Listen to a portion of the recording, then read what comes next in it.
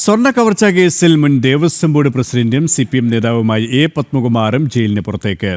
ദ്വാരപാലക ശില്പക്കേസിൽ പത്മകുമാർ സമർപ്പിച്ച സ്വാഭാവിക ജാമ്യ ഹർജിയിൽ കൊല്ലം വിജിലൻസ് കോടതി നാളെ വിധി പറയും. നേരത്തെ കട്ടിളപ്പാളി കേസിൽ പത്മകുമാറിന് സ്വാഭാവിക ജാമ്യം ലഭിച്ചിരുന്നു. കഴിഞ്ഞ നവംബർ 20-നാണ് ശബരിമല സ്വർണ്ണക്കവർച്ച കേസിൽ A. പത്മകുമാർ അറസ്റ്റിലാക്കുന്നത്. കട്ടിളപ്പാളി കേസിൽ പത്മകുമാറിന് നേരത്തെ സ്വാഭാവിക ജാമ്യം ലഭിച്ചിരുന്നു.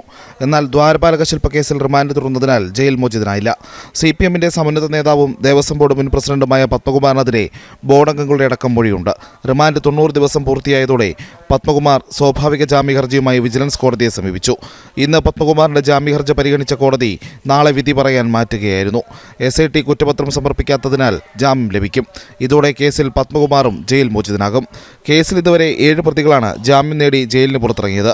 ഇതിൽ മുഖ്യപ്രതി ഉണ്ണികൃഷ്ണൻ പോറ്റി ഉൾപ്പെടെ 5 പേർക്കാണ് സ്വാഭാവിക ജാമ്യം ലഭിച്ചത്. SIT ഇതുവരെ ഇടക്കാല കുറ്റപത്രം പോലും സമർപ്പിക്കാത്തതിൽ വലിയ വിമർശനമാണ് വരുന്നത്.